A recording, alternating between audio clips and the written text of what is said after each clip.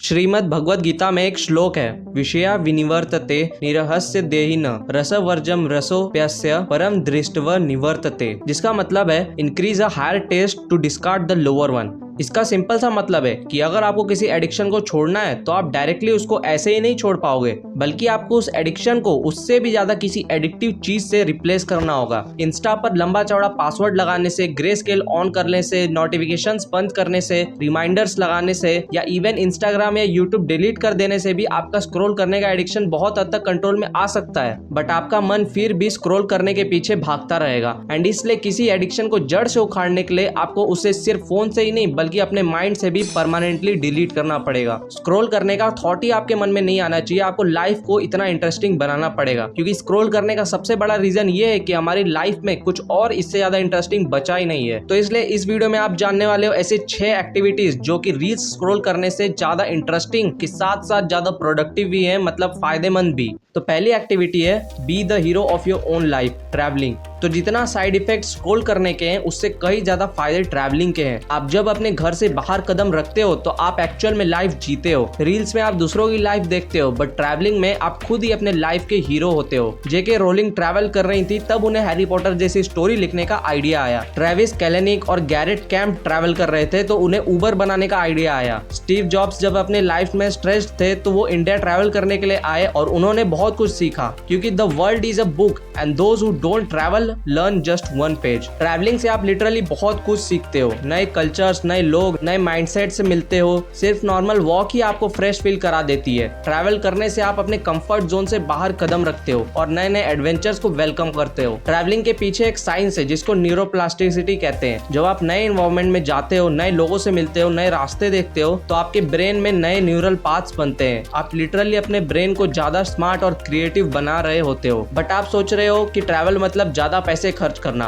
Well नहीं, क्योंकि सिर्फ अपने शहरों की उन गलियों को और जगहों को एक्सप्लोर करना, उन दुकानों में जाना जहां आप कभी नहीं गए, उन लोगों से मिलना जिन लोगों से आपने कभी बात नहीं की, तो इसको भी ट्रैवल कहते हैं। Second activity, train your focus, watch movies. पहले के टाइम पर लोग बड़ी बड़ी नॉवेल्स पढ़ते थे, माइथोलॉजीज पढ़ते थे, जिनको पढ़ने में कई महीने लगते थे। उसके बाद बुक्स आई जो कम पेजेस की होती थी और जिनको पढ़ने में कुछ हफ्ते लगते थे। उसके बाद मूवीज आई जिनका ड्यूरेशन 4-5 घंटे हुआ करता था। उसके बाद मूवीज का भी लेंथ 2.5-2.5 घंटे हो गया। उसके बाद 10-15 मिनट के वीडियोज आए एंड उसके बाद आज 15-20 सेकंड के रील्स आ गई हैं। सो कई महीनों से हमारा अटेंशन स्पैन 15-20 सेकंड तक हो गया है एंड फोकस करना बिल्कुल मुश्किल बन चुका है। अब मैं ये रिकमेंड कर सकता हूँ कि आप बुक्स भी पढ़ो, बट मैंने यहाँ प्रोडक्टिव के साथ साथ इंटरेस्टिंग एक्टिविटीज भी बताने के लिए बोला है। इसलिए इसका मतलब ये नहीं कि मैं आपको ये बोलूँ कि बुक्स पढ़ो, क्योंकि बुक्स पढ़ना रील स्क्रॉल करने से बेटर है, क्योंकि ये तो सबको पता है। एंड अगेन, आपको इंटरेस्ट है तो डेफिनेटली आपको कोई अच्छी फिक्शन या नॉन फिक्शन बुक पढ़नी चाहिए रील्स देखने के अलावा। बट वही अगर इंटरेस्ट की बात करें तो मूवीज रील्स देखने से कहीं ज्यादा इंटरेस्टिंग होती है। एंड इसलिए ओवरऑल मूवीज देखना एटलीस्ट रील्स देखने से तो बहुत बेहतर है। इसलिए 1.5 घंटे रील्स देखने की बजाय 2 घंटे एक अच्छी मूवीज देखने में स्पेंड करो।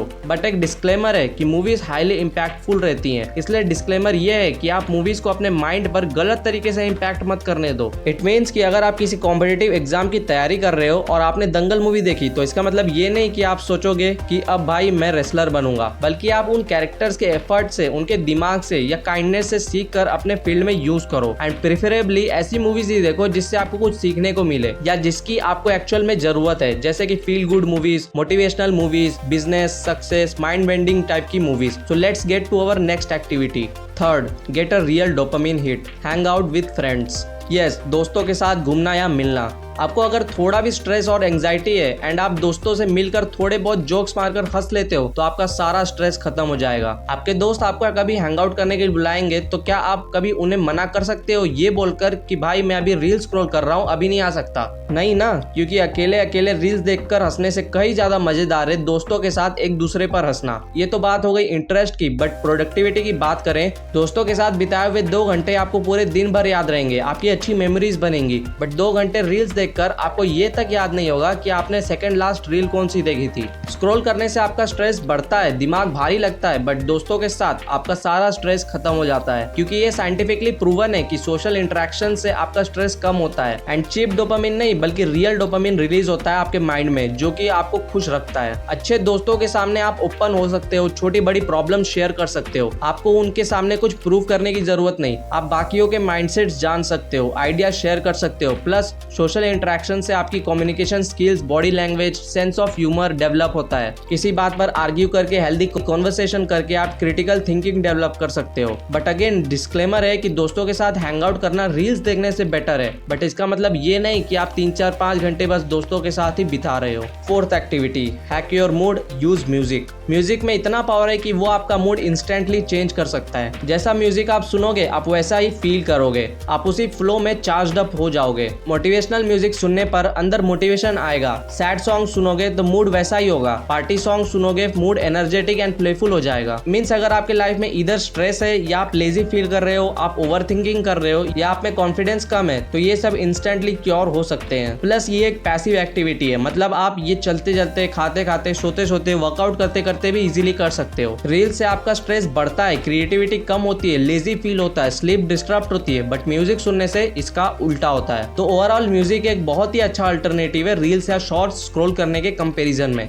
सो let's get to our next activity. Fifth, enter the flow state, play sports. अब लॉकडाउन से पहले वाले बच्चों को, यानी कि हमको अच्छे से पता है कि हम क्रिकेट खेलने के लिए या कोई और स्पोर्ट या गेम खेलने के लिए कितने ज्यादा डिस्परेट रहते थे। सुबह 3-4 घंटे खेलने के बाद भी पानी पीने घर नहीं जाते थे, इस डर से कि कहीं मम्मी हमें रोक ना ले। इतनी एक्साइटमेंट रहती थी। बट ट्रस्ट मी, आज भी वो एक्साइटमेंट आ सकती है। आज भी दोस्तों के साथ या गली के बच्चों के साथ क्रिकेट या कोई और स्पोर्ट या कोई गेम खेलने में रील्स देखने से कहीं ज्यादा मजा आएगा। एंड इसमें फिजिकल एक्टिविटी हो रही है, सोशल इंटरेक्शन हो रहा है, और भी बहुत से बेनिफिट्स हैं। एंड इफ आप आउटडोर जाके स्पोर्ट्स नहीं खेल सकते तो आप अपने भाई या बहनों के साथ आप इंडोर गेम्स खेल सकते हो, जैसे कि chess, carrom, hide and seek. नहीं तो आप फिजिकल चैलेंजेस कर सकते हो, जैसे कि प्लैंक करने का, ज्यादा पुशअप्स मारने का। कुछ गेम्स अपने पेरेंट्स के साथ खेल सकते हो, जैसे कि लूडो, उनको एक्सरसाइज करवा सकते हो। रील्स देखने में जो मजा है उसकी कोई औकात नहीं इस मजे के सामने। So the last and sixth activity is hobbies. हम सबकी कुछ कुछ हॉबीज होती ही हैं जिनको करने में बहुत सेटिस्फैक्शन मिलता है, जैसे कि painting, craft, planting, cooking, writing etcetera etcetera. Hobbies को फॉलो करना एक बहुत ही प्रोडक्टिव एक्टिविटी है, क्योंकि इसमें आपकी प्रैक्टिकल स्किल्स डेवलप हो रही हैं एंड इंटरेस्टिंग तो लगती ही हैं अगर वो वाकई में आपकी हॉबीज है। मेरी बात करूँ तो मुझे रूबिक्स क्यूब सॉल्व करने में बहुत मजा आता है। सो मैं फोन में एक टाइमर लगाकर उसको कम से कम टाइम में सॉल्व करने का ट्राई करता हूँ, एंड हर बार पहले से बेटर करने की थिंकिंग की वजह से मैं उसे करता ही जाता हूँ आधे 1 घंटे तक विद ग्रेट फोकस। सो अपनी हॉबीज पर जरूर टाइम दो रील्स देखने के बजाय।